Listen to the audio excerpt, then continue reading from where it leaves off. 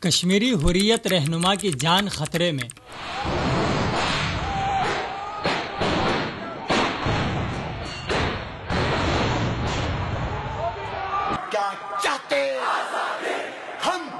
بھارتی زیر انتظام مقبوضہ کشمیر کے دارالحکومت سری نگر میں بھارت کے زیر حراست کشمیری حریت رہنما یاسین ملک کی جان خطرے میں پڑ گئی ہے۔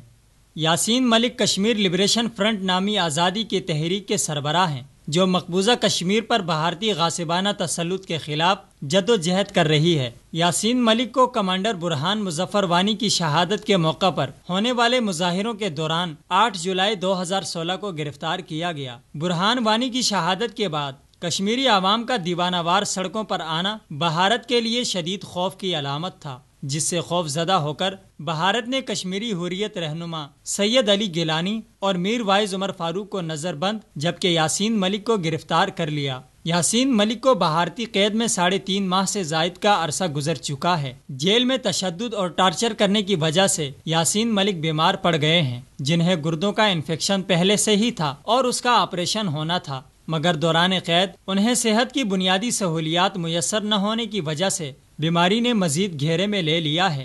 یاسین ملک کو JIC میں قید تنہائی میں رکھا جا رہا تھا، جس کی وجہ سے ان کی صحت کافی خراب ہو چکی تھی۔ یاسین ملک کی رہائی کے لیے پاکستان سے سرکاری سطح پر بھارت سے رہائی کا مطالبہ کیا گیا ہے، جبکہ عوامی سطح پر بھی پاکستان اور کشمیر میں ان کی رہائی کے لیے احتجاجی مظاہرے کیے گئے ہیں۔ جموں و کشمیر لبریشن فرنٹ کے چیئرمین محمد یاسین ملک کو JIC ہمہامہ سے سینٹرل جیل سری نگر منتقل کیا گیا تھا۔